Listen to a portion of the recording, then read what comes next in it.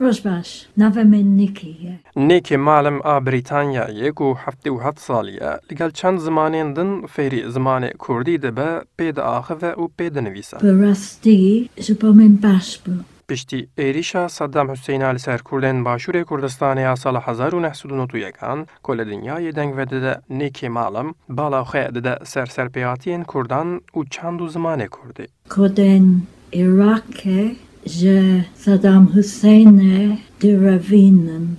Elkas bechibun, ku demako je helikoptere, kwarne adan, danwan, min the speaker, jibo kodan duabakam.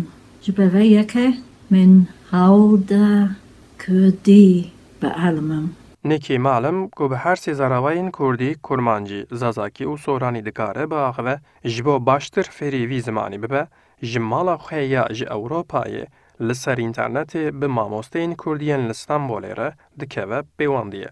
Min hevale kurdi naskır ku gelek kevwaş bu ku ez kurdi bağlamam paşa ez cum Ahmede wane mirov gelek kevwaş bun o gelek musafir perwerbun مامۆستەی زمانی کوردی ئەیوب سوباشە کۆ لە ستانبۆلێ مامۆستێتیە دەکە دەبێژە لەگەڵ کوردێن گۆ لە ترکیە ji پەروەردەهەیە bi zimanê zikmakî bêparin ji Ewropa Amerîkayê heta Zelandaya nû wek Nîkî Malim gelek xelkên biyanî jî têda 3000 kes serî li kursa Kurdî dane.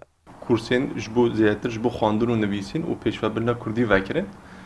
Ew me di nîsanê de dan dest pê kirin ji bo wê 1000 kesî serî lêda. Piştra jî me di Hezîranê de yek da dest pê kirin. Ew jî 4 hefteyan wê berdewam bike.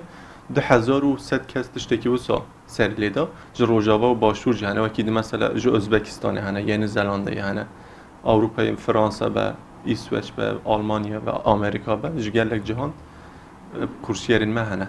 Eleqeya milletên biyanî bo kursa zimanê Kurdî ku jî hêla 25 saziyên kulturîyên Kurdan ve hatiye dest pêkirin, hewlên bo fêrkirina zimanê Kurdî jî zêdetir dike û ew jî li qada newdewletî bo nasîna kultura Kurdî wek fersendeke tê nîşandan.